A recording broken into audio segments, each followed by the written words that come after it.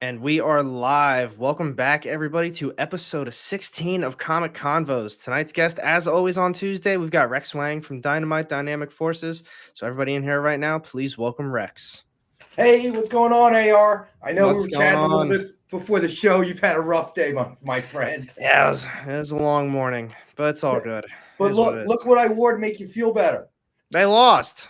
I can listen, dude. I mean, we're in an NFC East, okay? We didn't lose as bad as the Cowboys lost. That was all Robbie and I could talk about yesterday. That was It's bad. like two chihuahuas barking at each other. We got no teeth. We're not winning any games. We both stuck, but we still hate each other's teams. So what can you do? Oh, I know. That was it really wasn't that bad of a game. I still didn't expect anything to come from it, but Dude, one possession, when it I comes know. down to one possession and you leave it to the place kicker to win or lose a game for you, I mean, it's It's not one like of we were those. playing, I don't know, the Bucks again, or we're playing the Rams. I mean, it's just sorry to watch. They're so bad. So it looks like Bill is with us and my buddy Dave. Yeah, what's You, going on, you know you're everybody? going to start with the football combos, Dave. Come on, man. Between me, AR, and Robbie, come on. I know. I'm gonna ask him to come on one of these as well, and then we can all gang up on him. Yes, yes. We'll have the football talk sprinkled with comics in the middle. We'll do what we can. But We're hey, gonna make Dave go crazy. Dave's gonna lose his mind. But he that's part needs of the fun too. he needs the statues that pop up on Wednesdays. He needs some That's right. previews on So that. we and Dave, we got another statue tomorrow night. I'm not telling you what it is because if you want to say, hey, go Eagles, I might mention it. But if you're not gonna support my team and AR's team, you're gonna have to wait until tomorrow. Solid. But tomorrow is new comic book day. I don't know if you heard about it, but I guess Diamond got they got hacked. I heard something about this. Yeah, there was some emails floating around our company saying, don't click on any emails from Diamond, blah blah blah, and luckily, we got Baldo here. I don't usually deal with the Diamond end of it. There are others of my coworkers, my colleagues that deal with it, so it wasn't really a big thing for me. But I don't, but I did hear something about that. So they may have gotten hacked. Who knows? These days, everybody gets hacked. I was just literally telling you about me this morning. Yep. And it was crazy because I was reading about that. I saw a post from my local shop from Pennsylvania. They said books from Diamond are going to be delayed. One of my shops around here, they made a Facebook post that said Diamond books are going to be delayed. And, I was dealing with that already this morning. My shop got all their books. They said they had no problems. But I actually hit Nick up too because I got an email from someone requesting information from me. But it was like, it sounded oddly specific to like an email one of you guys would send me. So I was like, all right, I don't recognize this, but I'm going to hit him up. And he was like, no, that's not us at all. I was like, wow. Really? Yeah. Wow. Yeah. You got to be careful. Insane.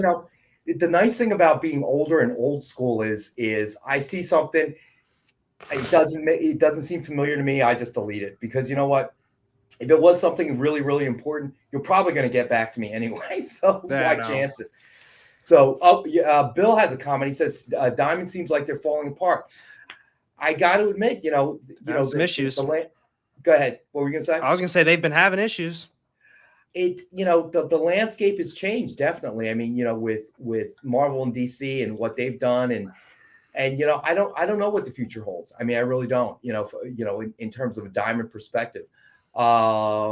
It's, people can complain through the years. They essentially had a monopoly. Years and years ago, there used to be a second distributor, Capital City, out of, I think, Madison, Wisconsin. I remember having to go up there to meet with them. And what I remember about Madison was probably more selections of cheese than I've ever seen in my lifetime. That's at the airport. A lot. Yeah, and that was at the airport, mind you. It's not like I went to a special cheese place. This is just a gift shop at the airport. And cleanest place I was ever at. I mean, literally, the streets were so clean. It was just unbelievable. Coming from, inner city, West Philadelphia, I was like, wow, there's no trash on the sidewalk. What's going on here? No, I've heard it's a very clean place. Actually, before I joined the military, they were hiring for police, and they started off at like 60 or 70K a year. Yeah. And I looked into it. I mean, I never followed up with it. I never applied, but I looked into Madison and I was like, wow, this is very nice looking area. You know, not that we have mild winters here in the greater Philadelphia area, you know, which you're from, I know. Mm-hmm. But man, Wisconsin's a whole another level of cold. That's another reason I didn't actually look into it. Yeah, I remember going there, Minneapolis, you know, and it was all during the winter. And man, they just, you know, I thought I knew what cold was. This was a next level kind of cold. Okay. I mean, you know, regular shoes did not work. I remember that. I'm walking around within minutes. My feet are like frozen. And that's just walking from my hotel to where I parked the car in the hotel parking lot. And my feet, I'm like, man, my feet are cold. So yeah, they had a whole next level of cold that I didn't quite understand. Yo, I'll tell you what, Oklahoma has a new level of cold that I never thought I would experience. It is insane how cold it gets out this way. I mean, there's no hills, there's nothing else. It's just that's the thing. It's really flat there. So nothing to block the wind and stuff, you know, so it becomes a problem. But yeah, I mean, it looks like what is Comic Journey's we got Comic Journey here. He's saying just seems like Diamond's just giving up rather than falling apart. You know, I hate to say it. I don't know what the future holds for them. You know, they're in a tough position.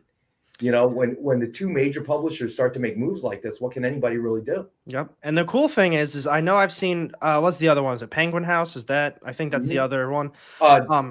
Yeah, I think Penguin House. Or is it Random House? I don't know. Oh, it could be Random. I think Penguin House is actually a book publisher. Yeah. One or the other.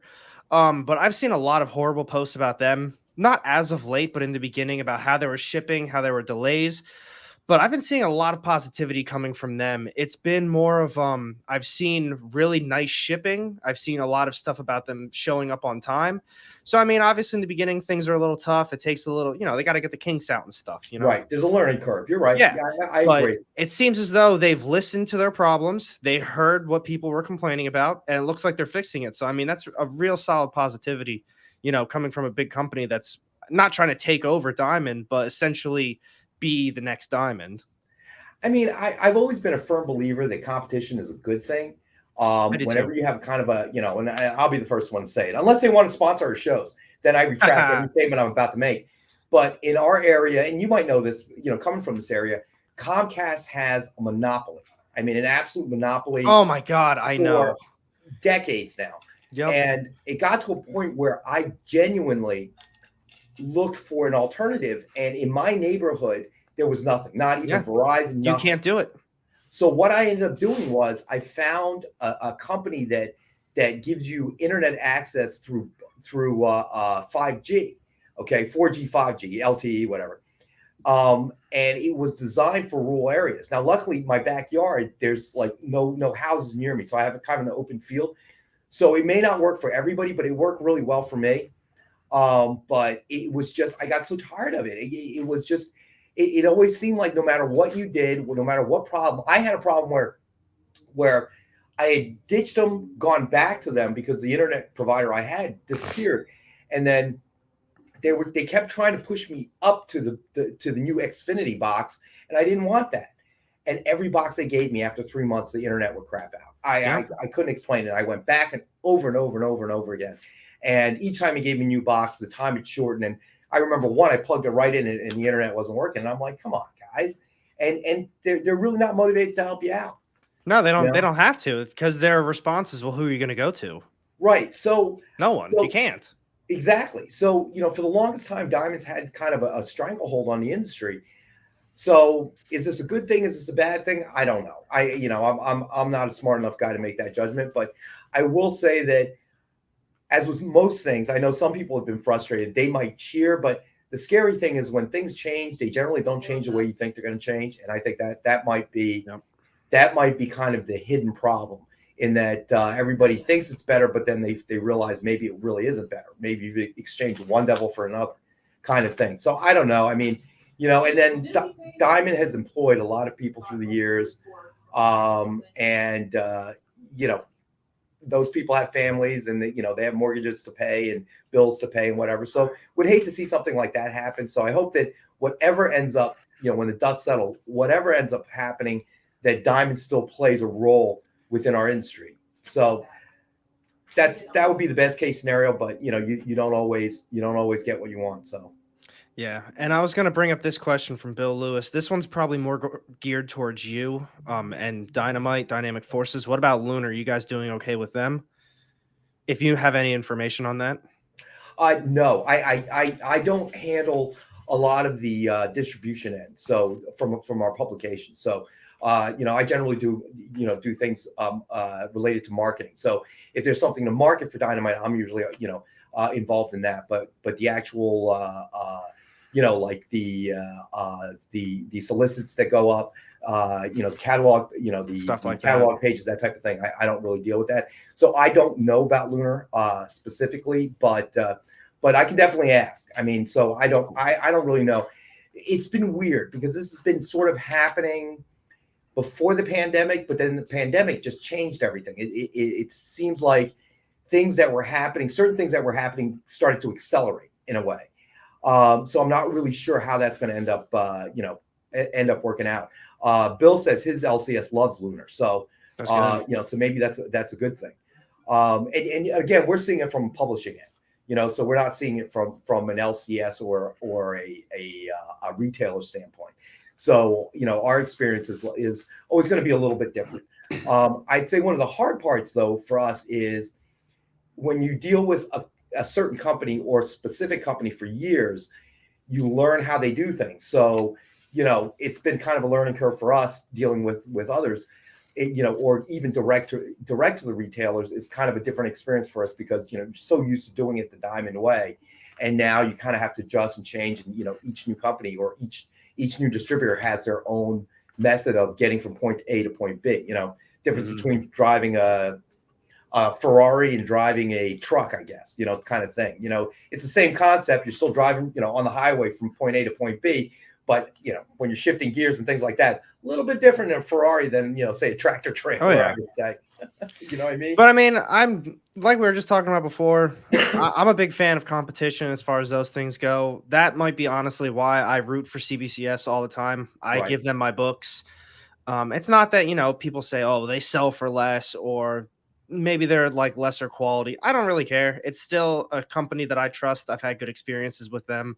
Not to put down CGC, but when they're considered the gold standard, they're monopolizing the industry. They're taking everything over. They can get lazy. They can do these things because it turns into one of those. Well, what are you going to do? Send it to somebody else? Well, yeah, people should send it to somebody else if you're going to be like that. I hear what you're saying. I mean, you see, there are obviously a lot more companies out there that slab trading cards, that type of thing. Oh yeah, especially as it deals with sports. You have Beckett that got into it. Always PSA, and then you have SGC. And they do, they do have different pricing when you get out there. Like a PSA 9 is not going to be the same as an SGC 9 in terms of price. But it's funny, the market finds a way of evening that out, and people sort of figure it out, and the market kind of carries it. So if one 9 is less than another 9, does it really make a difference? You just adjust your pricing, your expectations based on that. At the end of the day, it's still really just a number. So, but listen, it's certainly above my pay grade. Nobody's knocking on my door, ringing my phone, asking me, what I think they should do. So it'll kind of pan out the way it pans out, and we'll all kind of find out how it's going to go. Some good's going to happen, some bad probably is going to happen. That's just the nature of it, I think. Now, only because he brought this comment up. Plus, CBCS verifies signatures. They're wonderful. I don't know if anyone in chat right now, I don't know if Rex, you saw this video, but someone in the Facebook comic book groups was kind of posting his own video that he made. Apparently, so he filmed the whole thing. He signed books himself and sent it in the CBCS for verification, and they actually came back verified signatures. And he said that he's like, I did these. I actually put my signature on this because I wanted to see, if they're legit or not. And he's like, so take this information for what it is, blah, blah, blah, all that stuff. And I don't know, that was floating around for a little while. So, everybody's got their problems. These are the only guys that do something like this. But in reality, how legit is it? Yeah. I mean, you bring up a very, very, interesting point. It's because I originally came from the sports collectibles market when I started my career in this business. and it was a company I worked for was a company called Scoreboard. And it was kind of unique. And Dynamic Forces kind of came out right around the same time, from the comic book standpoint. But what Scoreboard did was there was really, before Scoreboard came onto the scene, there was really no way, the whole autograph industry, whether it be sports and then certainly comics later on, became kind of the wild, wild west. You really didn't know. There was no real way to verify. People would print up certificates, but what are they worth? So what Scoreboard did was they standardized process. And one of the first things they did was they signed Joe DiMaggio to an autograph contract, and guaranteeing a certain number of autographs over a certain period of time. And obviously would have him sign affidavits and things of that nature, verify, and then putting the certificate of authenticity out there with it, kind of standardizing the industry so that it gave people confidence that, okay, I'm buying this Joe DiMaggio autograph baseball from Scoreboard, and they're issuing a cert, and I know that they have a contract with Joe DiMaggio because all the PR that goes out there. And then eventually, when the grading company started developing that signature, how do you grade a signature, became that interesting thing. So later on in my career, I ended up in working for auction houses, and that became the interesting aspect. And that's when companies like PSA or companies like Beckett started to play a role, because what do you do about a Babe Ruth signature? You can't standardize that because he was long since dead, but by the time this concept came along, and they ended up having to verify signatures. So you actually had people who verified, the signatures based on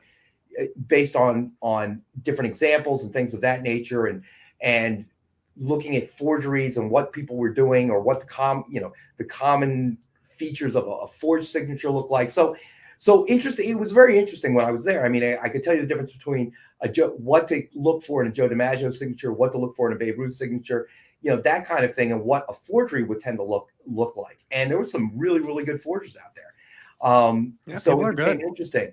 And I think that's where Dynamic Forces, and we're still doing it, kind of overcame that problem. So everything that we do is contracted out. So if we get books signed by John Romita Sr., or we get books signed by Alex Ross, we have a contract with Alex, and so we can guarantee and certify the autographs, because we're the ones that have contracted them to sign the books. And it kind of added this layer of security to it. But it's still, you find a Stan Lee autograph from the 1960s, how do you verify that? And that's where professional authenticators kind of play a role. And you have to take that with a grain of salt. It is a human judgment, and as we all know, people are not perfect, and do mistakes happen? They certainly do. So a variety of different ways, but it's kind of interesting how the industry has evolved through the years. It really has, just the evolution of everything, even just the last couple years. There, people didn't slab books like they do now. People don't go after just, the max amount of profit per item like they do now. Like, just send it in. Like, I mean, this is no disrespect to shops that do these things, but I know shops that literally they send books out, like hundreds of books every other week, because that will now yield a higher profit. And you can't fault that. That's their business. That's how they're killing it. And, all power to you. But man, for the average, just, comic book fan, like if you have one book you want to send in, you better forget that book exists, because you're not going to be seeing it for a long time, even with like the expedited stuff, No, exactly. And I do know that there's a company called James Spence Authentication, JSA. And I know they've been hitting the comic industry pretty hard, right? So Jimmy Spence, who's the CEO and founder of the company, is somebody that I've worked with for years. And they're adding that layer of security. And what I think is really great about what they do is they'll show up to cons, and you have a creator there, and you're waiting in line. You get that book, autographed signed by the creator. They're right there on site to be able to authenticate that for you and give you a certificate of authenticity for you to carry with you. Because otherwise, you can say, "Oh, well, I saw him at New York Comic Con. I got him sign it there." Where's the verification? It's not to say that the vast majority of people who say that are not being honest. I think the vast majority are, but it only takes the one or two to really ruin it for everybody. So I think that's added a layer and makes going to a con and waiting in that line and getting that autograph far more worthwhile, because before you kind of just got them to sign it. And my theory on this: get the book signed by the creators that you love. Okay. That should always be the purpose. Yep. Buy titles that you love, buy collectibles, that you love. Like, obviously, John, Green Hornet, big fan, huge, massive. Batman, Wolverine, bigger fan. Yeah, not John, but you know what I'm saying. So when you do it that way, you're never going to get hurt. Okay. Because Facts. you're doing it because it's something you love. If you're doing from a pure speculation standpoint, then you're reducing it to more or less stocks, and it's going to go up in value, it's going to go down in value. It's like Bitcoin or anything else. It's purely for the speculation value, and really you're kind of gambling.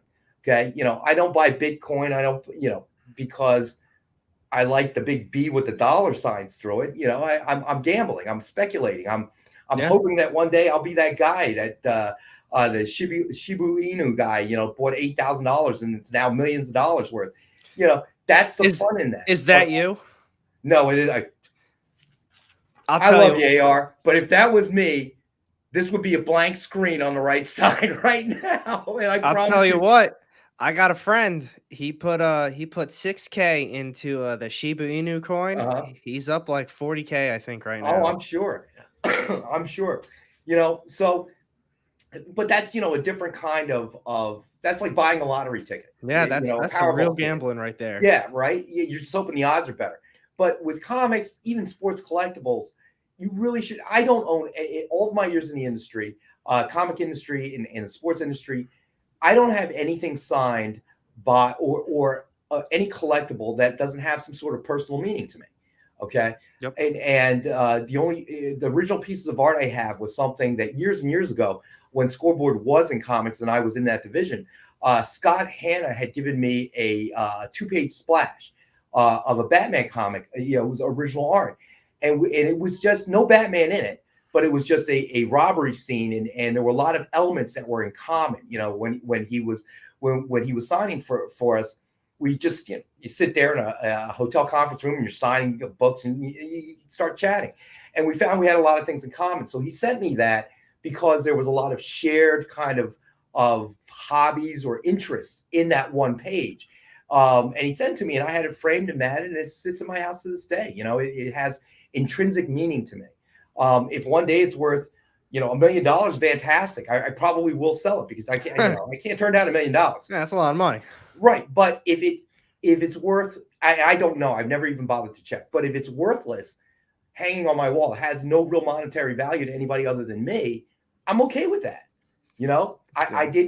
I don't own it because I'm looking to speculate it like Bitcoin. I own it because I had a personal connection to Scott Hanna, and we spent some time together. We found out we had a lot in common, and he reached out and sent me this original piece of art as a thank you, but more than that, to kind of just that commonality that we had. So it has meaning to me, and rate goes up in value, doesn't go up in value, I don't care. You know what I mean? And that's all that matters. Really that's how I feel every collector should kind of approach it. It do what you love, get what you love, and you'll never regret it. Okay. No matter what happens. And if it does become a commodity that you can send your kid to college with, fantastic. And you can cash it in, then you've had the enjoyment of it through the years, and now it's turned into something you can do. If it doesn't, you can still enjoy it. Hang it in your house. Yep. And I think that's one of the problems that, things are kind of shifting to is, I love doing these sit downs with you and everyone else that I do it with. We have a good time on Wednesday as well. But for the most part, it's not really as much of a hobby anymore than it is just like, someone trying to make $1 off everything, Yeah. Even on some of the auctions that I'm watching, some of these people are literally doing whatever they can to get just max value out of some of these books. They're saying that, oh, this is guaranteed worth this, or oh my God, it's worth it. It's not. It's $1 book, man. I don't know what you spent for it. I don't know why you want to get rid of it. You just want to make some money, but you need to realize that, not everything is worth a ton of money. It's just not. It's like anything else. I mean, for a while there, you had guys trying to manipulate, this was a couple of decades ago, probably. Wow. I am old. You know, people trying to manipulate penny stocks. You know, it was Yep.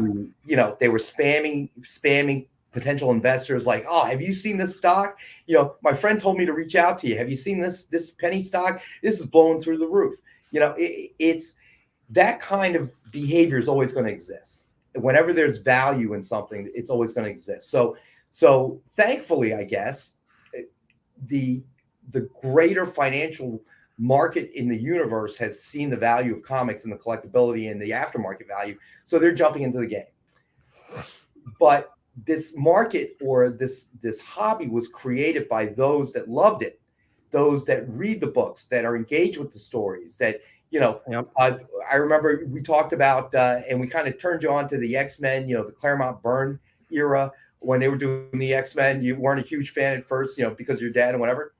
So during that period, the X-Men made it because of the magic that era brought to the table and got us engrossed in these characters, which then later became movies, which we then watched and whatever. And then the bubble began to grow. Mm-hmm. So that's, you know, that's not necessarily a bad thing. Now, the speculators out there, listen, you know, they're driving up the value of certain things, making certain types of comic collectibles unreachable to the real fans out there. That's true.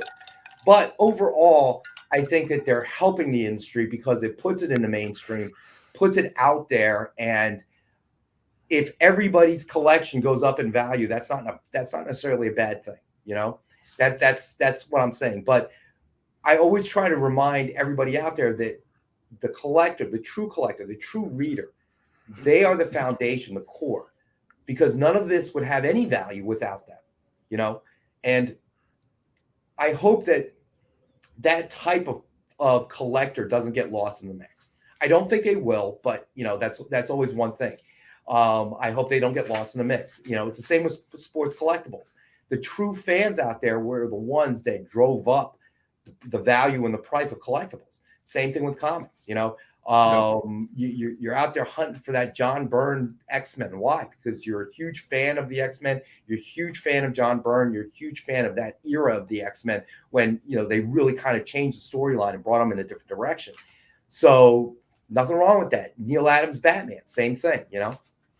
Now, I'm not gonna lie, just seeing how things have gone even over the last year, you know, it made me even sometimes like second guess and question, like, why am I collecting this book? Am I getting it because somebody told me to get it? Do I truly want this? Like, why am I purchasing this big book? Right. It could be a series that I don't even really care about. You know, I have a bunch of Spidey keys and other keys too, and I think to myself, you know, I don't really have attachment to these books. I could make a profit on them. I could sell them. I love my hardcovers, and even after doing all these, you know, these Wednesday streams with you, I was talking to my friend last night on our live stream. I was saying, you know, going forward, I think I'm going to be sticking with my hardcovers. Obviously, I'm still going to be getting my weekly books, but I'm not going to be going out digging through bins to find like this awesome book because it just really doesn't mean much to me. I think going forward, I've always been a big collector of the blank sketch covers, but after, you know, really doing these Wednesday streams with you, it's like, I think I want to get these blank sketch covers and I want to find people who are really good at art. And that's where I'm going to be going forward. I'm going to hand it off to them, get that slabbed, make like a nice little, you know, display of everything. Right. But that's something I can truly appreciate because I don't know, for example, maybe it's a Thor 1, not like, you know, original, but, you know, for a new series. While that new series really doesn't mean too much to me, this artist might have a really cool take on a Thor cover. And it's like, man, like, look how cool this is. Like, I met this guy. And then now it's a story. It's not just me buying this book and like, oh yeah, it's the first appearance of whatever. It's no, I met the artist. He did this. He put this on there. I told him, you know, I like this color and he threw this color in with it. And that's, you know, I think that's going forward how I'm going to really look at things. I think, you know what? I think you touch on a real important point there, AR. So, but I want to shout out to Joffrey, Matt joining us, Jimmy G, comic guy, figure drawing. Thanks for joining us, guys. Keep watching AR's channel. Thumbs up. Subscribe if you haven't already. Great guy. Very, very knowledgeable. Some great videos on his channel. So definitely, you know, show your support because that only helps him grow.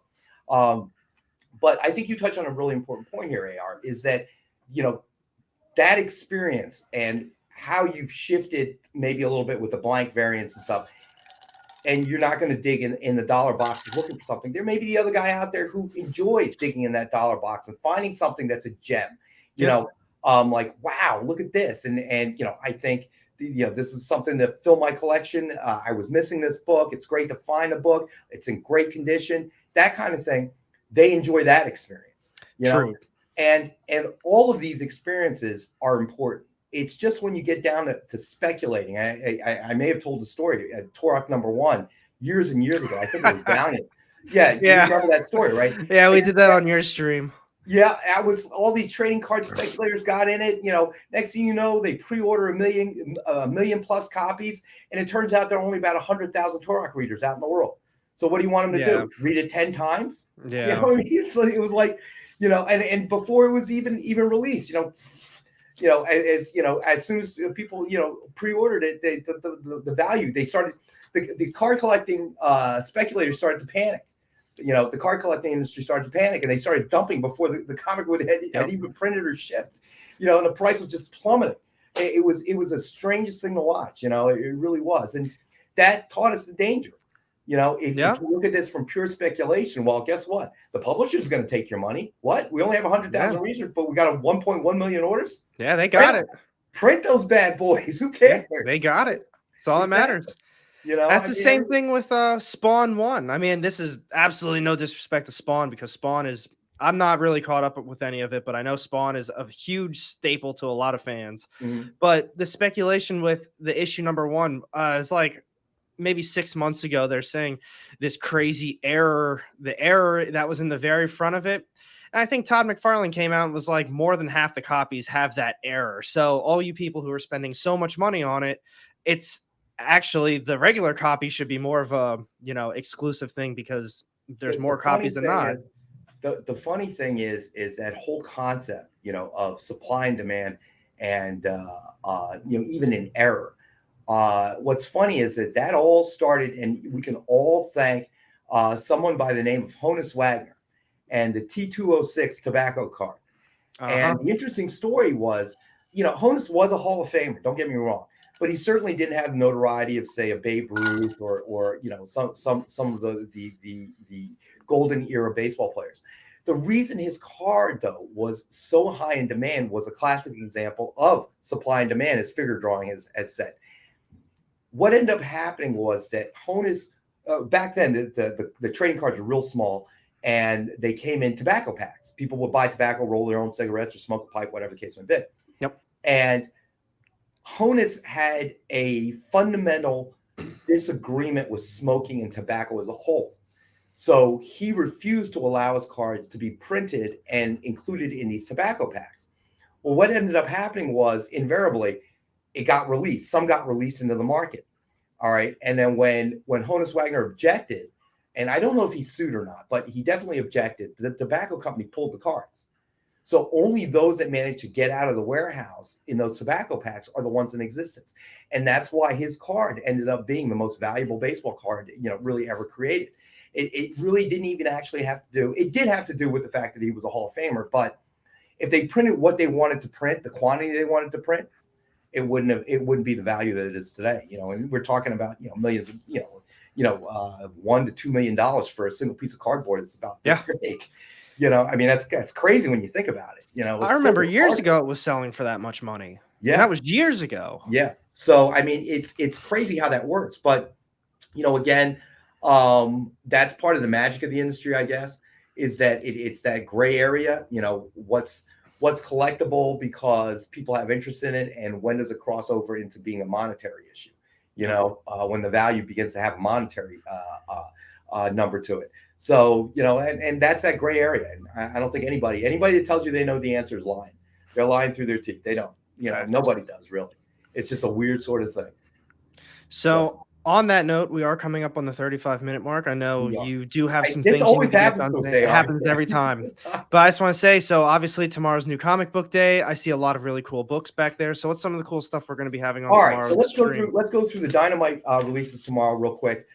So Vampirella number 25 is coming out, written by Christopher Priest. A lot of variant covers, one by Lucio Perillo, and I know he has a huge following. He's a great creator. Nick's number 1 writer is Christos Gage, and that also will have out of the variant covers, cover A will be a Lucio Perillo cover, And then we have James Bond Himeros #2. The writer is Rodney Burns. And we have a cover, several variant covers. One is by Francesco Francavilla, another one by Butch Geist. And then we have Dynamite Lives #5. The writer is Fred Van Lente, and also with a Lucio Perillo variant cover and a Joseph Michael Linsner variant cover as well. Sonia Versal #9 is also coming out, also with a Lucio Perillo variant cover, a J. Michael Linsner variant cover, Jay Lee and June Chung variant cover, amongst a few other. We also have a Gracie cosplay cover. Kiss Phantom Obsession #3, also with a Jay Lee variant cover. So all of those, Tim Seeley as well. So all those will be coming out tomorrow for New Comic Book Day. And then for our show, we got some great stuff. We're going to have the statue, which I'm going to make Dave wait until tomorrow for. But we'll have some great comics signed by Donnie Cates, Jim Lee. We have one by Jim Lee, nice. John Romita Sr., who doesn't sign anymore. Some great limited edition covers. Deja Thor's by J. Scott Campbell. We also have Justice Inc. #2 signed in gold by Alex Ross. So that'll be on the air tomorrow for our show. And then, you know me, huge Ken Hazer fan. Alien #1 blank remark in silver. So that one is a really special book. And that's by Ken Hazer? That's by Ken Hazer. When he does those remarks in silver or gold or any kind of paint pen, it's just amazing. Because if you've never worked with paint pens, you have to shake them and they glob. Okay, I mean literally, I cannot sign my name without it globbing. So the fact that he can draw an entire sketch on there using that medium is always just a shocker to me. He's good. But some great stuff. Make sure you join us. We try to do, as you know, the banter is a little bit like what we do on your show. We just kind of drift off and we talk about anything under the sun. Whether it be something dealing with the comic book industry or bashing Robbie's Cowboys, cheesesteaks, Wawa, whatever, spam has come up. Whatever the case may be, we try to bring great comics at a great price. So we'll always have CGC graded comics, signed comics, limited edition variant covers, incentive variants, sketch cover remarks, whatever you can think of. And now we're adding statues to the mix because we brought a few on. The viewers seem to really like it, and they seem to go really fast. So we're definitely gonna try. Figure drawing, you got that right. Boom Cowboys, thank you very much. Thank you. You just went up in my eyes and AR's eyes just like this. I promise you. Figure drawing a good dude. So we'll have a little bit of everything. John will be with us as he always is, and also we encourage everybody to join us through chat because that's I think some of the magic of the shows is our ability to engage with our viewers and talk about whatever they want to talk about. And if you ever see something or you think you'd like to see something on our show, let us know. Reach out. If we can get our hands on it. We've had Silver Age comics, Bronze Age comics on. Whatever we think that the viewers really want to see, we'll try to do it. And we make that judgment a lot of times based on what our viewers tell us, through their feedback. Awesome. And that's going to be tomorrow night at 6 Eastern. On The Experience. And as always, everything is down low in the description. Go follow them up. I've got Dynamite's info in there as well. Dynamite Dynamic Forces, their YouTube, their Instagrams. Yes, definitely check out there too. Yeah, definitely check out the Dynamite Entertainment YouTube channel. I know you'll provide a link. Check out, see what's upcoming, new projects that we have going on. It's a great resource, and if when you're on that page, if you'd be so kind, subscribe, thumbs up, whatever the case may be. And Dave, literally the bigger monitor, I'll carry it out tomorrow. It's so heavy. It's just we haven't gotten it set up yet. I know that I can't get operations to put me #1. I know they think they have comic books to publish or something. I mean, what could be more important than me and AR and John, right? But they don't listen to me. I don't know what to do. The time's coming. They'll get it done. So I might reveal our director of operations email and have all my viewers email them. Put the big screen up, and see if that works. That'd be good. So But on that note, thank you everybody in the chat right now. Future viewers, thank you very much. But a huge thank you, as always, to Rex. I know you're a very busy man, and I do appreciate you taking the time out of your day to, spend some time talking to comics with us. AR, I love talking with you. We always have fun on our shows. I appreciate you having me on. Of course. And listen, can't wait for you to move back into the area. Time's coming. Right. I'm telling you, as soon as you hit, me and John, we're going to set up that broadcast from the brewery. I'm not even playing. I'm down for it. Okay. The loan is secured. Now all it is waiting for my girlfriend's application to go through for the separation, and we'll be good to go. Hey, and you remember I said beers are on me? It's on John. Yeah. Since John's not here ever on Tuesdays, beers on John. Hope you're watching, John. But thank you again, everybody, and thank you, Rex. And on that note, have a good night. Make sure you tune in tomorrow. All the links are down low in the description. Have a good one. Thanks.